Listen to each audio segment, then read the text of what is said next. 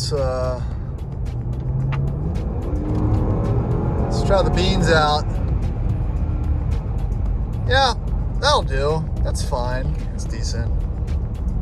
It's not slow. Land Rover L405 Supercharged, the perfect vehicle for taking your family on a ski trip and hoping it snows.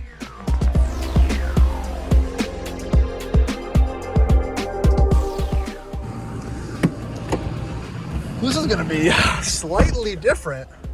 Huh, this isn't a classic.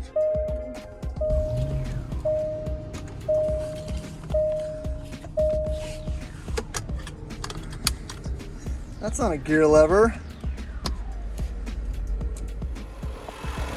It is supercharged, that's what we thought. It's just debadged, which is cool. All right, welcome back to the channel. This is an unplanned video, and I'm riding in the lap of luxury and power apparently today.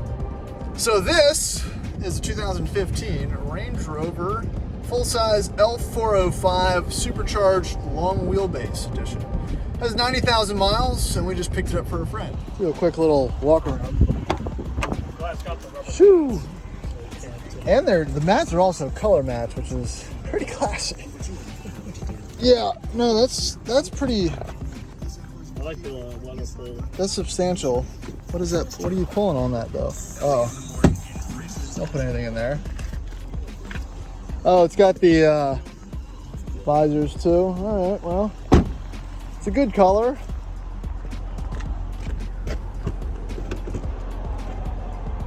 Ooh, power hatch, power clamshell. That's and WeatherTech.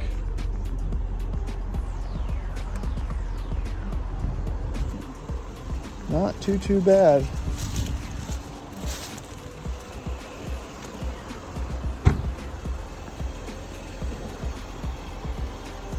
Does it say supercharged on the back? No. Interesting. So, full disclosure, I've never driven a 405, or I might have and forgot. I don't really remember. This is it's very familiar, and it's very different at the same time to other Rovers I've driven. And actually, the most relatable car that this resembles as far as driving position, interface, and everything is a Jaguar XJ, like a 2011, 12, 13. Very similar infotainment system. Semi-similar gauge readout. You've got the little rotating thing, all the Rover stuff. But that's not really what I want to talk about. I'm just gonna give some driving impressions from driving this thing back to the shop. All right, now so far, the seating position is okay. It's not as good, obviously, as a L322. I can probably move my seat up. That might help things. I'm definitely sitting deeper in the truck than I'm used to. I think that everything feels a little closer. I don't feel as high up. You do have the kind of Rover-centric little arm rest here above the window, so that feels familiar. But that's kind of where things start falling off from, the driving position. Now, I'm also making the comparison between, I'm gonna give it a little bit of juice there. It was kind of delayed, which was interesting. Also, it'll probably need control arms. Just heard a little pop. Again, it is a Range Rover slash, all these need all the same things. But as I was saying, the next kind of, I have sat in the brand new, oh look, there's another one. That's a supercharged with stuff on it. That's cool. So I have sat in the cabin of the brand new one. One came to Cars and Coffee. I just wanted to sit in it and see what it felt like. This feels better than that. I'm not saying that's a huge compliment. That felt like a Jaguar sedan. It was very, the seat leather was odd. It didn't feel super quality. It felt very cramped. So I'm going to preface the rest of this conversation by saying this feels better than the newest edition Range Rover, but not as good or not as Rover-y as an L322, which is a shame because the Rover part is what kind of sucks you in and keeps you around after the car will inevitably break and cost you a bunch of money, which, that is why people hold on to L322s and Classics and P38s. I don't know if this has that same feeling. So far, it just kind of feels like a Tahoe, which isn't bad because Tahoes are great, but I don't know if it'll be enough for the eventual problems that this thing will most likely suffer from, because it is a 5-liter supercharged engine, which means it'll need timing chains, guides, the whole lot, probably in the next 20 or 30,000 miles. This one's okay, apparently. They checked it out, but it is a, $7,000 to $10,000 potential bill that is inevitable. But again, there are upsides. The ride is very comfortable. It is very quiet. It is very spacious. The 405s, even in the long wheelbase, were not offered with a third row. So back to the Tahoe comment, it doesn't really 100% check that box for some people, but the longer wheelbase probably provides a better towing ride, capacity, that whole thing, if you're going to use the vehicle in those ways. Well, another thing that I've kind of noticed, power delivery is odd. Yeah, it puts it down, but I can't really describe it, right? It doesn't really come on as linearly as I'd expect, and I'm not doing anything wild here, but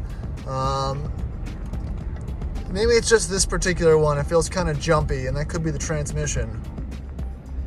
And that's another thing to think about. As we've recently discovered with the Porsche Cayenne Turbo that we bought, even my personal supercharged L322, the ZF 8-speed that's in those trucks, which may be the same as the one in this truck, I'm not sure. The Cayenne is a 7-speed. They're all ZF transmissions. They're all meant to hold a good bit of power, but the transmission itself is a carryover from, if it's a Porsche, the 3.6, the 4.8, and the 4.8 twin scroll. The same transmission was in the 5-liter naturally aspirated as in the supercharged. So you're getting a bump in 100, 200 horsepower, but the same internals of the transmission. I'm not an expert, but repeated long-term use of really getting on it, I'm assuming, and I've kind of through experience, that the transmissions in the higher power cars don't seem to last as long. And also it could be from lack of service, filter fluid changes, all that stuff, but you never know. All right, let's try the beans out. Yeah, that'll do. That's fine. It's decent. It's not slow. Other observations, it is amazingly smooth at speed. Much smoother and quieter than the L322, which, that's obvious. That's to be, that's a given, right? But it's definitely noticeable. And this is coming from, I've driven them basically back to back, so it's a very interesting change. But this particular one looks like it's got some almost borrelwood type finish, which I like better than piano black. Brown interior, I also like that a lot. So everything's, everything is a good spec. I don't really hate the way this one's equipped. So overall, I know that was a pretty quick rundown of this truck, and it probably deserves a much more thorough, in-depth understanding of it. But I don't know if it really does, in the sense that it does feel a little bit more appliancey than other Land Rover, Range Rover products. You get in it, you drive it, it's fine. Put your kids in it, it's interesting, it's got some power, you drive to work. I don't think this has enough of a soul for an enthusiast community to build itself around it, especially with the size and whatnot. So, I feel like the lineage is this one's perfectly fine.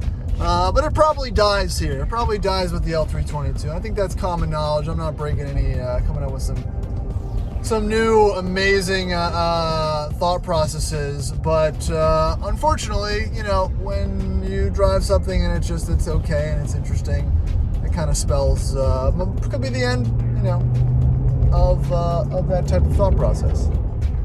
Yeah, so I think that's it for this one. Land Rover L405 Supercharged, the perfect vehicle for taking your family on a ski trip and hoping. This is Troy from Addicted Motors, and catch you on the next one. Please like, subscribe, do all that fun YouTube stuff, and thanks for watching.